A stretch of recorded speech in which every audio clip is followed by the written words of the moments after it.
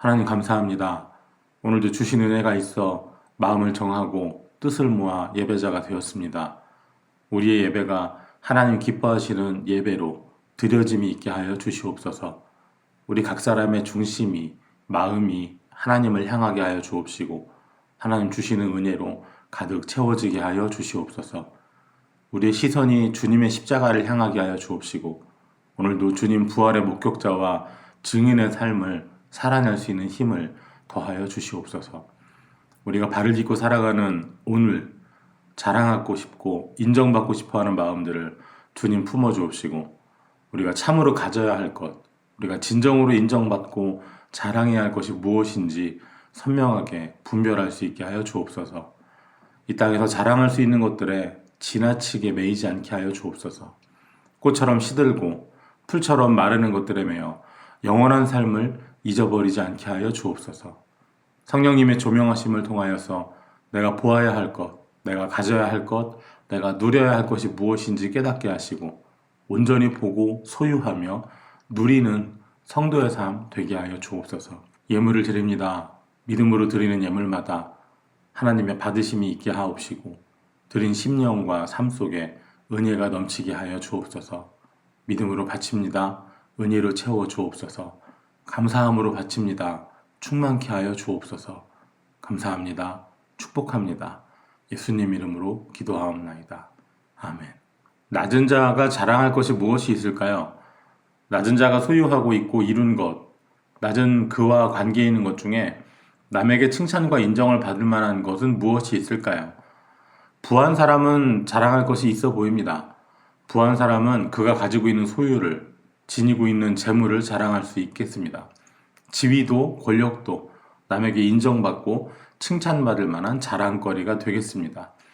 남에게 칭찬받고 인정받으려고 하는 욕구는 본능에 속한다고 하죠. 그래서 우리는 외모를 꾸미고 귀를 뚫기도 하고 손목에 차고 목에 겁니다. 사람의 눈에는 중심이 잘 안 보입니다. 사람은 외모를 보게 마련입니다. 그래서 외모, 겉에 내가 이렇게 자랑할 만한 게 많다라는 표시를 합니다. 너무 대놓고 자랑하면 오히려 없어 보인다고 교양 있고 우아한 자랑을 위해서 많이 노력하기도 합니다. 오늘 야고보는 낮은 형제는 높음을 자랑하라 했습니다. 낮은 형제는 단지 신분이 낮은 사람만을 가리키는 말이 아니었습니다.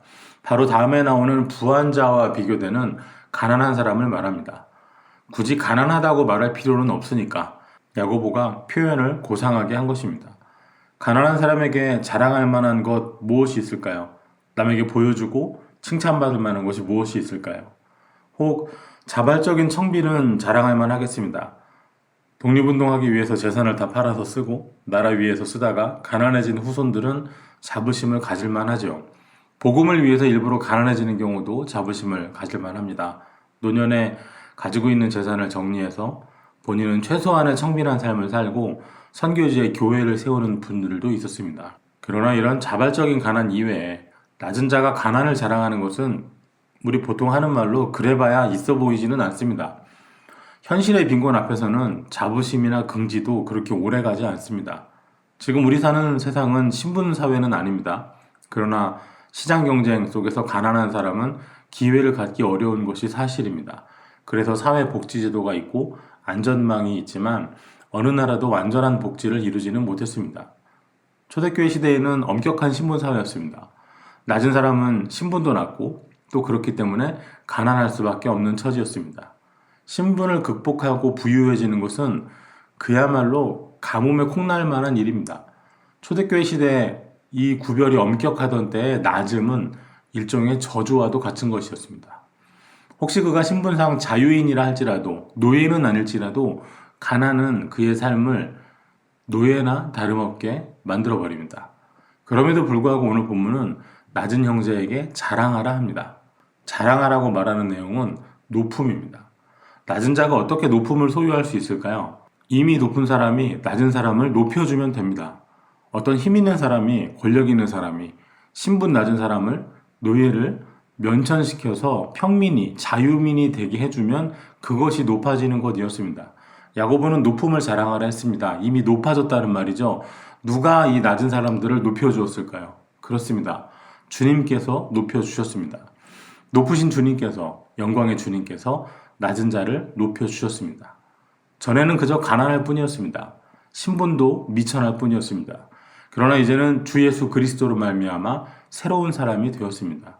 비록 이 땅에 발붙이고 사는 자리에서 신분은 여전히 낮고 가난할지라도 장차 누릴 천국에서는 영광의 면류관을 받은 언약의 자녀가 됐습니다. 여전히 사회적으로 낮은 이들은 이제 주 안에서 형제가 되었습니다. 주 안에서 높음을 소유하게 되었습니다. 이 높음은 주님의 죽으심과 부활에서, 주님의 낮아지심과 높아지심에서 말미암은 것입니다. 주님께서는 낮아지셨습니다. 천지를 창조하시던 그 말씀이 육신이 되어 우리 가운데 거하셨습니다. 하나님의 근본 본체이신 성자께서 이 땅에 사람으로 한 아기로 태어나셨습니다. 주님은 계속해서 낮은 곳으로 더 낮아지셨습니다. 주님의 첫 이적은 아무도 눈여겨보지 않는 갈릴리 가나에서였습니다. 주님을 따를 제자들도 그야말로 낮은 사람들인 어부, 세리, 창기, 죄인들이었습니다. 주님의 낮아지심의 끝은 십자가에서 죽으심이었습니다. 그러나 우리가 날마다 고백하듯이 주님은 사흘 만에 부활하셨습니다. 영광을 입으셨습니다. 하늘에 오르셨으며 보좌 우편에 계십니다. 이것이 주님의 높아지심입니다. 예수 그리스도를 주로 고백하는 사람들은 주와 함께 죽었고 주와 함께 살아났습니다. 주님의 낮아지심과 함께 낮아지고 주님의 높아지심과 함께 높아졌습니다. 그래서 낮은 형제들은 주 안에서 한 형제가 되었고 천국의 상속자이며 높음을 자랑할 수 있게 됐습니다. 이보다 더 값진 높임은 없습니다. 구원받은 백성이 되어서 천국 소망을 갖게 되는 것, 이보다 더 낮음에서 높음으로 나아가는 것은 더 이상 없습니다. 지옥 밑바닥에서 천국까지 오르는 이 높아짐보다 더 큰 영광은 없습니다. 만일 이 높아짐이 별거 아니네 이렇게 생각된다면 아직 은혜의 깊이를 모르는 것입니다. 믿음 안에서는, 주 안에서는 아무리 작은 사람도, 아무리 낮은 사람도, 아무리 가난한 사람도 자랑할 것이 있습니다. 예수 그리스도의 십자가가 자랑거리입니다. 주님 보혈로 인침을 받아 영생을 얻게 된 것 자랑입니다. 아무 값도 치르지 않고 주님 은혜로 생명을 얻게 된 것, 이것이 자랑의 이유입니다. 내가 바로 창세 이전부터 하나님께서 기쁘신 뜻 가운데 예정하신, 구원하시기로 작정하신 바로 그 영혼이라는 사실이 자랑의 제목입니다. 오늘 이 높음이 여러분에게 있음을, 이 자랑의 이유가 여러분에게 있음을 믿음 안에서 확신하시기 바랍니다. 부한 자에게는 낮아짐을 자랑할지니 하였습니다. 부한 자에게도 자랑이 있습니다. 왜 없겠습니까? 우리 한글 성경에는 낮은 사람에게 형제라고 했는데 부유한 사람에게는 그냥 부한 자라고만 되어 있으니까 혹시 이 부유한 사람은 신앙인이 아닌가 싶지만 본문 안에서 부유한 사람도 그리스도인입니다. 부유한 사람도 구원받은 백성이면 구원을, 영생을, 십자가를 당연히 자랑할 수 있습니다. 당연히 그래야죠. 그런데 오늘 본문은 부한 자에게 너도 너의 높음을 자랑해라 하지 아니하고 오히려 낮아짐을 자랑하라 하였습니다. 가지고 있는 것, 부유한 삶, 높은 신분과 지위, 그것을 자랑하지 말고 오히려 낮아짐을 자랑하라 합니다. 주님의 십자가 앞에서 한없이 낮아지는 것을 자랑하라 합니다. 부유한 사람은 언제 낮아질까요? 돈이 없으면 낮아질까요? 부유할 때 교만하고 오만하던 사람이 가난해지면 겸손해질까요? 겸손이라는 성품이 단지 돈 없다고 소유할 수 있는 것은 아닙니다. 초대교회에 놀라운 점이 하나 있죠. 처음 교회 공동체는 지극히 가난한 사람들, 노예들이 주를 이루었는데 노예들을 통해서 주인에게 복음이 전해졌습니다. 한 집에서 주인과 종이 함께 예수님을 믿고 한 신앙 공동체에서 신앙생활을 했습니다.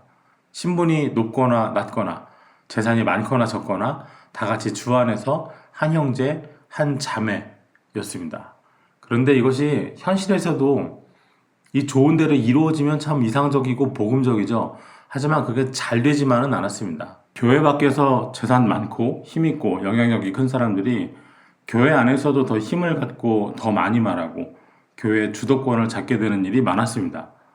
부유함이 영적인 교만함으로 이어지는 경우가 자주 있습니다. 조심해야 됩니다. 그리스도인이면서 넉넉한 재산을 소유한 사람들은 자신이 부를 소유했다고 해서 그것이 자신을 교회 안에서 남다른 신앙을, 남다른 직분을, 위치를 갖게 했다고 생각해서는 안 됩니다. 아무리 많은 돈을 주어도 돈으로 구원을 살 수는 없습니다. 하나님 앞에 설 수 있는 자격을 살 수는 없죠. 괜히 돈으로도 못 가요 하나님 나라 하는 것이 아닙니다.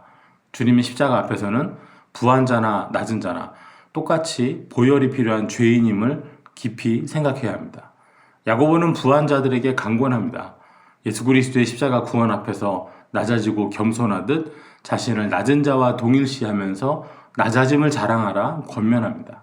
한국 전라북도 김제에 금산교회라는 교회가 있습니다.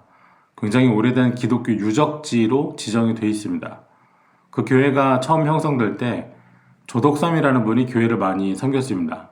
마을의 유지였고 부유했습니다. 교회의 시작 자체가 그분의 집 사랑방에서 모이기 시작하면서 형성이 됐습니다. 그 집 종들도 믿음을 갖게 됐습니다. 주인이 전도한 것이죠. 또 상당한 돈을 들여서 교회를 지었는데 남자, 여자 자리가 따로 있는 기역자 모양의 교회로 지금도 유명합니다. 교회에서 장로 선거를 했는데 이변이 일어났습니다. 다들 조덕삼 집사가 장로가 될 것으로 여겼는데 그 집의 종, 마부로 일하는 이자익이 장로가 됐습니다. 어찌 됐을까요? 사람들이 많이 수군거렸습니다. 걱정도 많이 했습니다. 그런데 교회에서는 조덕삼 집사가 이자익 장로에게 깍듯하게 절을 하면서 섬기고 집에 가서는 이자익 마부가 조덕삼 마님에게 절을 하며 섬겼습니다. 집에 가면 주인이 당연하다는 듯이 상전 노릇을 하지도 않았습니다. 오히려 신분상 주인이었던 조덕삼 집사는 자신의 종 이자익 장로를 김제에서 평양까지 유학을 보내서 신학 공부를 하게 지원하였고 훗날 이자익 장로는 금산교회 담임 목사로 부임하게 됩니다. 아쉽게도 초대교회 야고보가 서신을 써서 보내는 이 공동체에는 이런 일이 일어나지 않았습니다. 우리는 초대교회를 교회의 완벽한 전형으로 생각하고는 하지만 초대교회는 뜨겁고 활발한 만큼 덜 다듬어지고 서로 어우러지지 못하는 면모도 많이 가지고 있었습니다. 교회에 부유한 사람들과 낮은 사람들 사이에 거리가 있었습니다. 그래서 야고보는 권면합니다. 부한 자는 낮아짐을 자랑하라. 그 부유함이 너의 구원에 아무런 도움이 되지 못함을 기억하라 말하는 것이죠. 주님의 낮아지심처럼 너도 낮아져야 한다 강권합니다. 이런 권면을 하는 이유는 시험과 고난이 다가오고 있었기 때문입니다. 부유한 사람들이 시험을 닥쳐오는 때 스스로 높아지는 교만에 들어가기 쉬워서 그것을 걱정했기 때문입니다. 시험이 닥치면 가난한 자는 더 어려워집니다. 바싹 엎드려서 태풍이 지나가기를 기다리는 것도 부유한 사람에게는 조금 더 수월한 것이 사실입니다.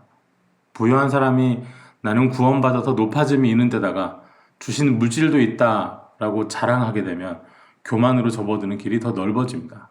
자신은 그동안 쌓은 넉넉함으로 고난의 때를 모면하면서도 가난해서 더 큰 어려움 겪는 이들을 향해서 마치 믿음이 부족해서 하나님으로부터 복을 받지 못해서 큰 고난 당하는 것으로 여기기도 합니다. 우리는 이 말씀을 정말 심각하게 받아들여야 됩니다. 많은 사람들이 예수 믿어서 구원받아 신앙적으로 높아지는 것도 자랑하고 싶고 예수 믿어서 물질을 복받아서 부자 되는 것도 자랑하고 싶어 합니다.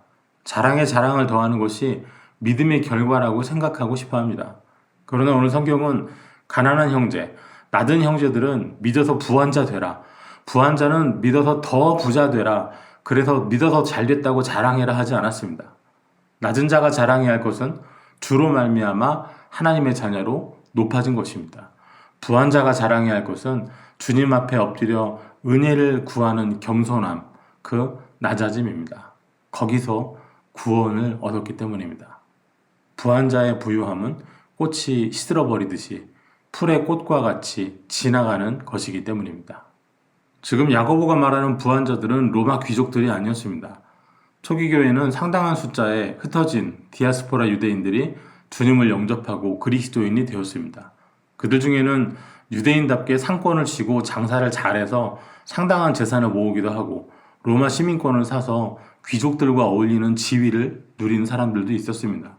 그 사람들이 바로 오늘 야고보가 말하는 부한 자들입니다. 중요한 것은 그들이 부유하다고 해서 정치적으로 사회적으로 높은 지위와 권력에 접근했다고 해서 다가올 시험과 환난을 모면할 수 있는 것이 아니라는 사실입니다. 로마 황제들이 여러 죽어나가고 제국이 혼란에 빠지면서 그리스도인들을 혐오의 대상으로 삼게 됐죠. 말 그대로 하루아침에 부유한 그리스도인들이 재산을 압류당하고 사회적인 지위를 잃어버렸습니다. 돈을 자랑하는 것도 지위를 자랑하는 것도 하루아침에 그야말로 꽃이 시들듯이 없어져 버렸습니다. 그래서 십자 말씀에 해가 돋고 뜨거운 바람이 불어 풀을 말리면 꽃이 떨어져 그 모양의 아름다움이 없어지라니 부한 자도 그 행하는 일에 이와 같이 쇠잔하리라 한 것이죠. 부한 것이 자랑거리가 되지 못한다고 말하는 것입니다. 그렇다면 부유한 자는 무엇을 자랑해야 할까요?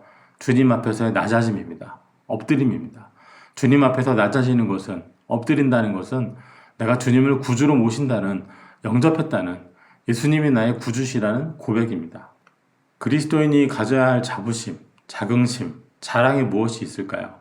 다가오는 박해 앞에 신자의 삶을 지탱해 줄 수 있는 심지를 굳게 해줄 그것은 무엇일까요? 낮은 자의 자랑은 예수님 십자가로 주어진 높임입니다. 부유한 자의 자랑은 나보다 더 부유하시며 나보다 더 크시며 내 부유함의 원천이시며 이 모든 부유함이 꽃처럼 시들어버려도 사라져도 내 생명 붙잡아 주시는 주님 앞에서의 낮아짐이었습니다.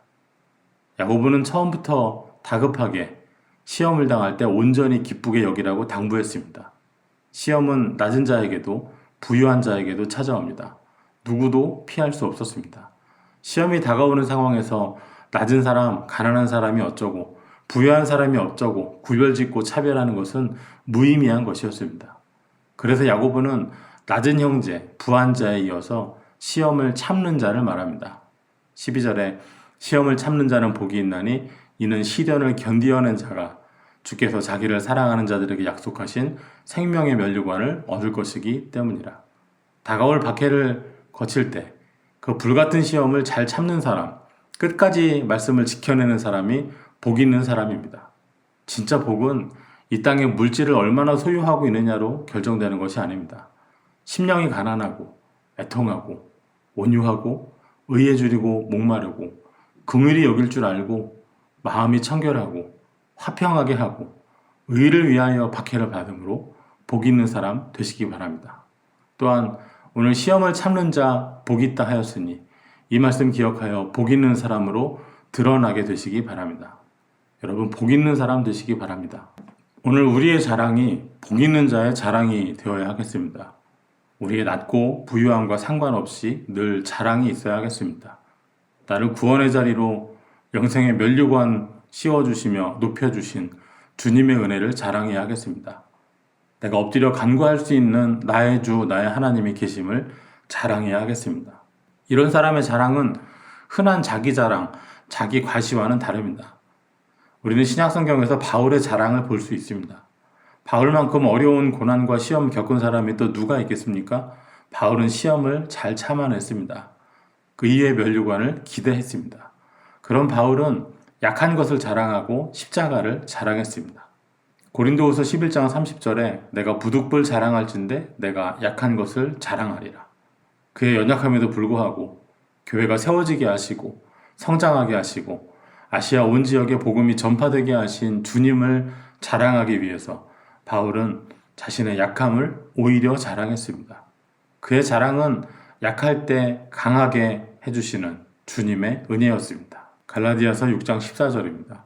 그러나 내게는 우리 주 예수 그리스도의 십자가 외에 결코 자랑할 것이 없으니 그리스도로 말미암아 세상이 나를 대하여 십자가에 못 박히고 내가 또한 세상을 대하여 그러하니라. 구약성경 예레미야에도 자랑하는 자는 이것으로 자랑하라는 말씀이 있습니다. 예레미야 9장 24절에 자랑하는 자는 이것으로 자랑할지니 곧 명철하여 나를 아는 것과 나 여호와는 사랑과 정의와 공의를 땅에 행하는 자인 줄 깨닫는 것이라. 나는 이 일을 기뻐하노라 여호와의 말씀이니라. 교회 창립 30주년입니다. 종교개혁 주일이기도 합니다. 교회는 무엇을 자랑할 수 있을까요? 교회들은 세상에 무엇을 자랑하면 좋을까요? 또 개신교는 무엇을 자랑해야 할까요? 우리 교회는 무엇을 자랑하면 좋을까요? 오늘 본문에 이미 증거됐습니다. 낮은 형제가 높음을 자랑하듯 큰 예배당 건물 없고 자원 없는 교회일지라도 본문에 표현을 빌리면 낮은 교회는 주님으로 인한 높음을 자랑해야 합니다. 예수 그리스도의 몸된 교회라는 구원받은 성도들이 거기 있다는 주님께서 함께 하신다는 사실을 자랑해야 합니다. 그보다 더 큰 자랑은 없습니다. 크고 화려한 예배당 가지고 있고 재물이 많은 교회는 그것으로 교권을 만들어 행사하는 것이 아니라 십자가 앞에서 끝없이 낮아짐을 자랑해야 하겠지요. 야고보 때 모든 신자들이 그러했듯이 오늘 교회 앞에도 큰 시험의 때가 다가오고 있습니다. 이번 겨울이 이 코로나 상황에서 우리에게 어떤 상황을 만나게 할지 알 수 없습니다. 교회 공동체에도 우리 각자의 신앙에도 이번 겨울은 코로나 바이러스는 큰 시험이고 또 도전이 될 것입니다. 야고보는 시험 앞에서 자랑하라고 권면합니다. 우리말 성경에 자랑이라 번역된 이 말씀은 기뻐하라, 영광으로 취하라, 자부심을 가지라로 번역되기도 합니다. 다가오는 시험 앞에, 이 어려움 앞에 예수님을 기뻐하시기 바랍니다. 십자가의 영광을 가지시기 바랍니다. 성도로서 자부심을 가지시기 바랍니다. 오늘 말씀 성도에게 큰 위로와 소망을 줍니다. 가난해도 십자가라는 자랑이 있습니다. 부유해도 그 부가 하루아침에 소멸되더라도 여전히 우리에게는 주님 앞에 엎드린 백성이라는 자랑이 있습니다. 내가 내 자랑으로 나를 지켜 세우면 얼마 못 갑니다. 낮음을 자랑하면, 십자가를 자랑하면, 고난을 더 자랑하면 주님께서 높여주실 줄 믿습니다. 생명의 면류관이 있음을 믿습니다. 또한 이런 성도가 결국은 우리 주님의 자랑이 될 줄 믿습니다. 기도하겠습니다. 하나님 감사합니다. 우리가 세상에 내놓을 것 없어 보여도 우리 주님이 계시니 우리의 자랑이 끊어지지 않게 하여 주시옵소서. 우리의 자랑이, 우리의 십자가 자랑, 주님 자랑이 부할 때나 가난할 때나 여전하게 하여 주옵소서. 오늘 우리 복 있는 사람들 되어서 시험을 참아 또 복 있는 자 되어서 주님을 자랑하고 그러므로 인하여 또한 주님의 자랑이 되게 하여 주옵소서. 예수님 이름으로 기도하옵나이다. 아멘.